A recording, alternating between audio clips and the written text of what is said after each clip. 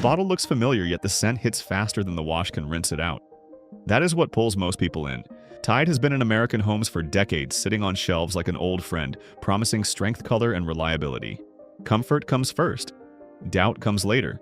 We trust the orange bottle, but its stronger fragrance and bright liquid hide a heavier formula than most households realize. For many viewers, the surprise begins with something simple. The scent lasts longer than the fabric itself. Colors look bright. Towels feel fine at first. Then over time, something shifts. Independent ingredient assessments place many classic Tide liquids and pods in lower safety tiers due to stronger fragrance mixtures, optical brighteners, and heavier surfactant loads. These are common tools in mainstream detergents, but Tide uses them at a level meant to deliver a signature punch, a smell and clean look that hold long after the cycle ends. That effect feels reassuring, yet the mechanics behind it are less comforting. The liquid pours out bold and bright, a neon tint in the cap, a sweet scent that rises fast, and suds that stay thick before the rinse even begins. It feels powerful. It looks powerful. The visual promises a deep wash, but the wash has two layers: what it removes and what it adds. To begin with, the signature freshness comes from layered fragrance fixatives that bond to fabric. They are engineered to linger through heat, friction, and time. Along that line, optical brighteners settle into the weave to make whites reflect more light, giving the illusion of newness even when the cloth is aging. In another corner, heavier surfactants meant to lift soil can cling to fibers once the water stops moving. You do not see that film. You only feel its consequences later. Colors fatigue sooner because residue dulls the way dye reflects light. Towels lose softness because each loop carries an extra weight you cannot see. Collars develop a subtle coated feel, especially after repeated warm water cycles. Older skin, which dries faster and reacts more sharply, may itch around the neck or along the arms without anyone connecting that irritation to the detergent. By the end, even an extra rinse cycle cannot fully clear the cling. The formula was designed to stay, not to leave. This is where the emotional shift often hits. People expect dirt to stay gone. They do not expect the detergent to stay with it. Many older viewers describe a moment that seems small but says everything: pulling a warm shirt from the dryer, loving the smells, then noticing the surface feels slightly slick instead of naturally clean. That texture is not fabric, it is the mixture. Tide remains a strong cleaner. Performance has never been its weakness. But in 2025, clean is not only about stain removal, it is about what your clothes carry against your skin for hours after the wash is done. The stronger the fragrance, the brighter the brightener, the heavier the surfactant load, the more the detergent becomes part of the fabric itself. Sometimes the brightest blue leaves a dull truth on cloth. And when scent becomes the main attraction rather than the wash itself, the next brand takes that idea even further. Gain does what Tide starts but pushes the fragrance load even further, turning scent from a feature into the entire identity of the wash. That difference shows up the moment the cap opens. Before the machine fills with water, the air fills with sweet perfume, as if the detergent wants to make its presence known long before it touches a single thread. Multiple Gain liquids and softener-linked detergents appear in lower-tier ingredient safety assessments because of high fragrance concentrations, persistent scent, fixatives, optical additives, and fabric-adhering boosters that extend aroma far longer than typical rinse cycles. These formulas are built for strength, not subtlety. When the bottle tilts, a sharp scent plume rises from the liquid. It spreads fast, settling in the room like a mist. The color sits heavy under the light, and the mixture feels dense on the fingertips. Everything about it tells you one thing: the scent is meant to last. At first glance, that strong aroma feels like proof of better cleaning. It seems reassuring, almost comforting, especially for people who associate clean with a sweet smell. Beneath that, the effect depends on fixative bloom compounds designed to grip fabric tightly. They survive heat friction and multiple wears. From this point, these fixatives interact with brighteners and softening agents, forming an odor cling that stays even after the clothes dry. And that is where the impact begins. On cloth, the extended fragrance layer forms a residue veil over fibers. Towels lose absorbency because fiber saturation blocks water from moving through loops the way it should. Shirts trap a perfume swell that does not match natural fabric behavior. Bed linens washed repeatedly begin to feel slightly coated, not oily, but less breathable, less able to release heat. In lived terms, the cloth is not dirty, but it is not fully clean either. It carries something that was never meant to stay. These changes show up slowly. Whites may hold a glow that looks artificial. Colors seem bright but lack crispness. The cloth loses its natural feel, and once this layer builds, it becomes harder for any detergent, even a mild one, to break through it later. The impact on skin is even more important, especially for older viewers. Dermatology guidance is very clear: strong fragrance is one of the most common triggers of contact irritation. The American Academy of Dermatology notes plainly, fragrance is a frequent cause of allergic contact dermatitis. That is not speculation. That is long-standing dermatology practice. With Gain, the fragrance does not sit briefly on the cloth, the fixatives extend its contact window. That means the neck, the inner arm, the waistline, and behind the knees press against scented fibers for hours. For someone with even mild sensitivity, this can show up as redness along the collar, a faint rash on the chest, a warm itch on the arms, or small dry patches after wearing freshly washed clothing. It may look like a skin problem. In reality, it may be a detergent problem. Many people describe one familiar moment folding warm laundry and feeling the air thicken with perfume. Swell a scent that feels more like a room spray than something meant to sit against the body. A fragrance this bold does not stop at the surface, it stays where the body must carry it. Have you ever wondered why a brand built on baking soda needs bright colors, heavy scent, and extra boosters to sell its liquid detergents? Several Arm & Hammer scented liquids and pack formulas appear in lower-tier ingredient assessments. For example, the brand page on the Environmental Working Group EWG site shows many scented detergents rated D or F due to booster blends, dye layers, and perfume systems that stray far from the simple powder-based identity people associate with the brand. And that mismatch is where the real story begins. This is not about hidden dangers. It is about production choices, the kinds that shape what ends up in the bottle long before it sits on a laundry shelf. Boosters are not added for purity. They are added for effect. When a manufacturer dilutes a base formula to stretch each batch, something has to fill the gap. That is where the booster stack comes in. Layered scent bursts, softened weight additives, brighteners, and mix extenders that create the impression of power, even when the core blend stays thin.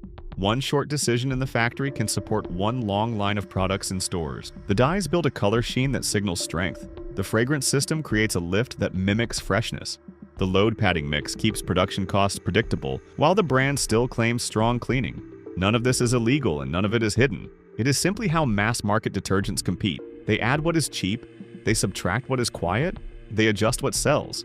And each adjustment pulls the liquid further away from the plain cardboard box powder that built the Arm & Hammer reputation in the first place. On paper, the boosters make sense for the company. A louder scent and deeper color can persuade shoppers to believe they are buying something stronger than the price suggests. As the story unfolds, the liquid becomes shinier, more polished, more theatrical. The bottle does the talking before the formula ever touches a wash. And once shoppers associate the brand with Pure, the liquid line can borrow that trust without earning it. Imagine the real aisle. A housewife stands in front of a long row of detergents, scanning prices she has watched creep up year after year. Then she spots the familiar shield.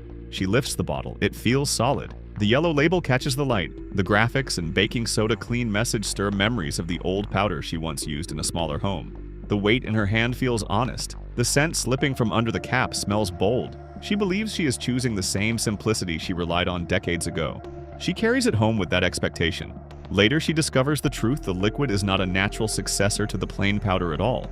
It is a formula built from booster stacks, color sheen load padding additives, and promise gloss elements chosen to stretch. The mixture amplify the scent and give the bottle presence on a crowded shelf. She realizes the reputation she trusted belongs to the box, not the jug. That is the letdown.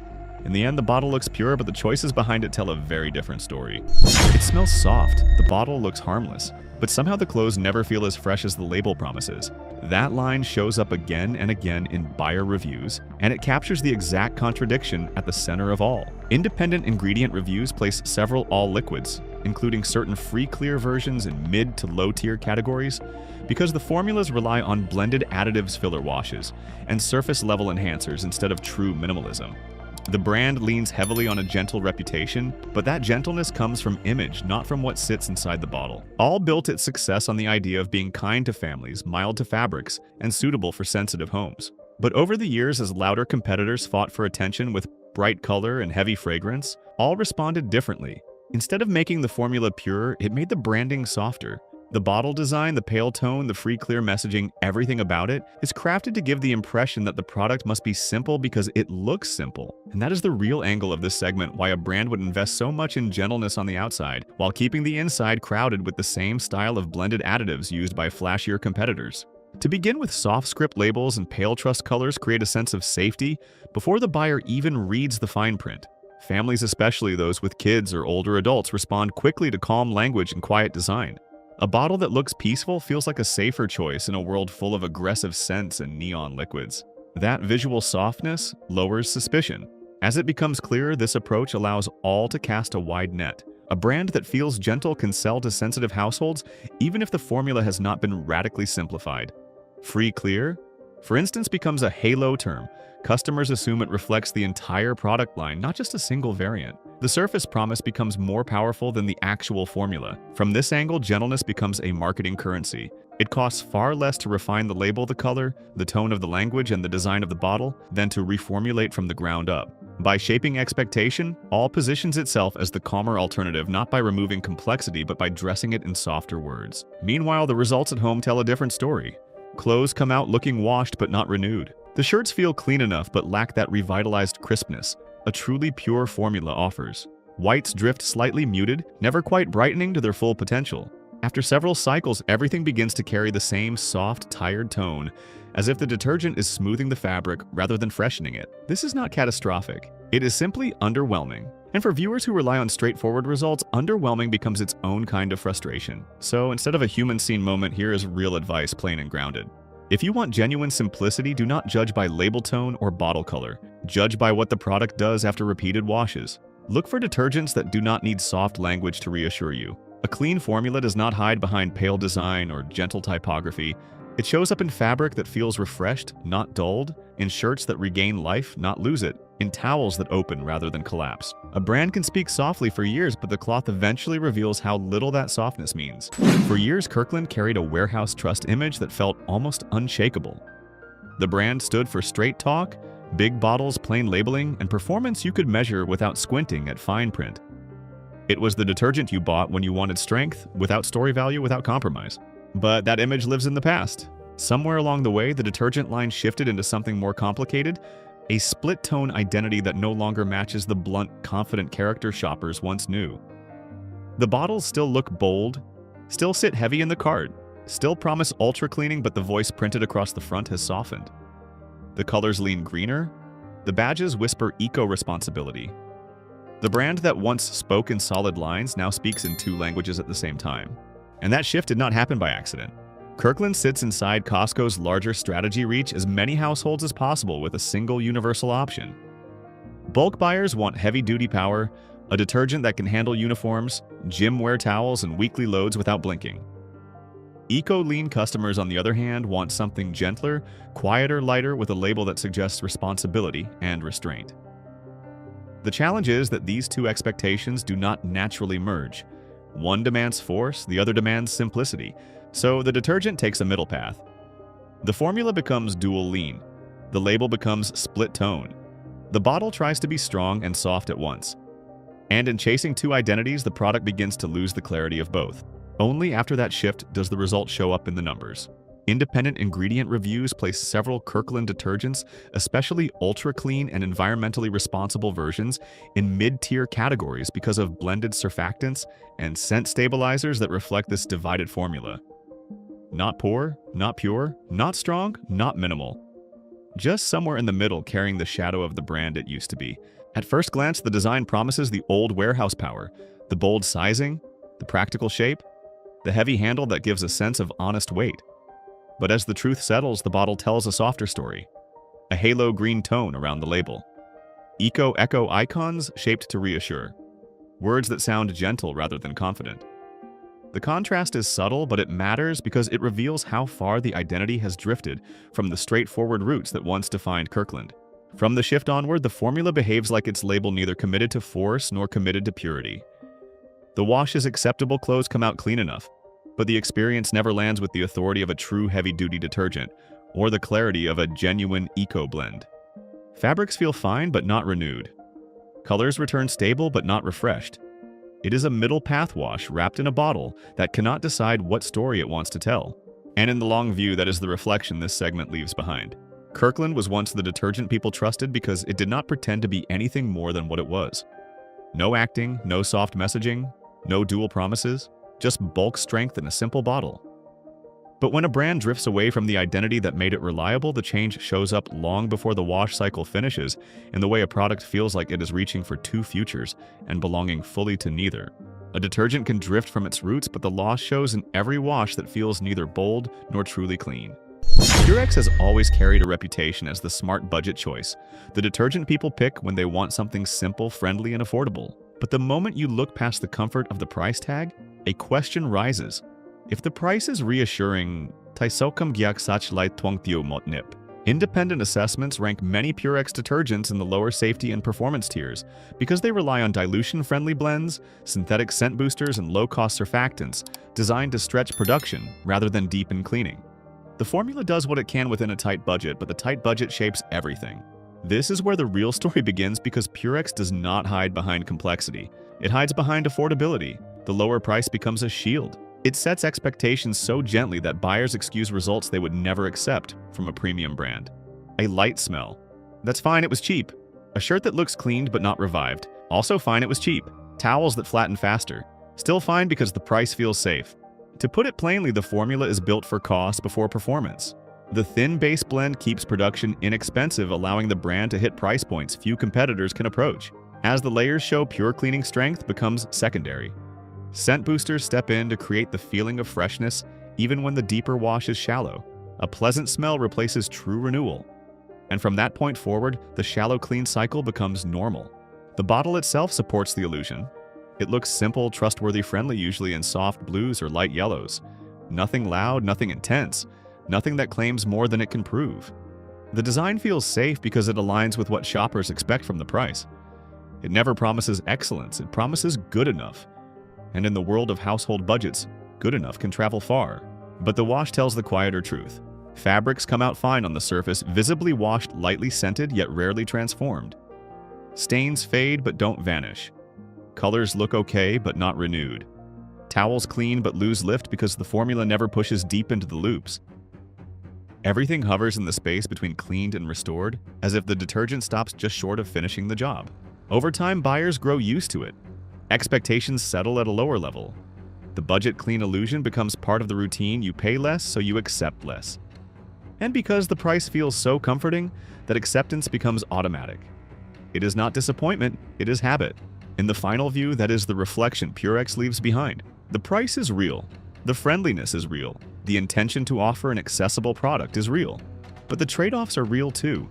A detergent built around affordability must stretch something, and in Purex's case, it stretches the formula. The scent carries the impression of clean farther than the wash can follow, creating a soft mask that feels pleasant but not complete. Purex raises a simple question for anyone who has relied on it for years when the price feels safe. How often do we stop noticing what the product no longer gives back? A low price can quiet doubt until the wash reminds you what was traded away. The bottle announces itself before you even reach for it. Sun detergent stands on the shelf in loud yellows and blazing oranges, covered in sharp arrows, oversized badges, and bright value-size bursts that almost glow under store lights. It looks bold, confident, and ready for anything. But the moment you pause and look beyond the noise, a quieter question rises. If a detergent shines this brightly on the outside, why does the wash feel so dim? Sun built its name on bargain energy, the kind of detergent that fills a huge bottle for a few dollars and promises triple clean strength without hesitation. The design works because shoppers respond instantly to bold colors and big claims. A bottle that loud feels like a deal. It feels like power. It feels like more cleaning for less money. That's the first layer of the brand's strategy, catch the eye so strongly that people don't ask what's inside the formula. But once a detergent is built around speed and volume, the formula shifts to fit that model. Sun's core is a filler-heavy base, a mixture designed not for depth but for stretch. Synthetic fragrances are added to build a fresh impression, even when the cleaning action is shallow. Dye loads boost the liquid's visual impact, creating the illusion of energy. The performance claims printed across the front rely on icons and arrows rather than the chemistry itself. In a crowded aisle, the bottle becomes louder than the wash. Right at the start, the packaging overwhelms the senses. It pulls the shopper in with confidence that feels earned simply because it is so boldly presented. Yet as the layers pull back, a different truth comes forward. The formula inside the bright jug does not match the intensity of the plastic around it. Sun cleans lightly on the surface, but the deeper work, the renewal, the lift, the restoration never fully arrives. The detergent hits the bare minimum, but not much beyond it. This is where the anchor fact lands. Independent ingredient reviews consistently rate Sun detergent, including its triple clean and lemon fresh lines, in the lowest performance and safety tiers. The formulas rely on weak surfactant blends, heavy fillers, multiple colorants, and thick fragrance clouds designed to create the impression of clean rather than the experience of it. In testing, Sun repeatedly struggles with heavier soil dulse colors, slowly over repeated cycles, and leaves fabrics feeling washed but never renewed. From this point onward, the pattern becomes easy to see. The wash cycle carries the same energy as the bottle big. On promise, small on delivery. Towels come out clean enough, but lack openness. Shirts look washed but not refreshed. Colors flatten quietly, not dramatically, just enough that the fabric slowly loses its life. Stains soften but rarely lift. The scent fades faster than the label suggests. It is a detergent built to move units quickly, not to transform a load of laundry. In the calm of hindsight, Sun reveals something larger than its own formula. It shows how easily a bright label can imitate strength, how quickly bargain cues can overshadow the fundamentals, how packaging can be engineered to speak louder than the product itself, and how in a world full of bold colors and loud promises, the truth often sits in the quiet details of what a detergent does and what it doesn't. A bold label can spark confidence until the wash cycle whispers the rest of the story. After walking through 7 detergents built on shortcuts, loud promises, and surface impressions, a different picture of the laundry aisle begins to appear. The real difference was never about colors, bottles, or badges. It was about intention. Some brands choose speed and volume, some choose silence and depth. And in that space between noise and honesty, our everyday decisions quietly shape the life of our fabrics and the health of the people who wear them. But awareness isn't meant to make us fearful. It's meant to bring clarity back to something we do without thinking. When you know how these formulas work, when you understand why some labels shout and others don't need to, the choices become calmer, lighter, more deliberate. You start to see which products care about the wash itself, not just the sale. And in the end, that's the real message here. Clean shouldn't be an illusion. It should be a standard strong enough to stand on its own.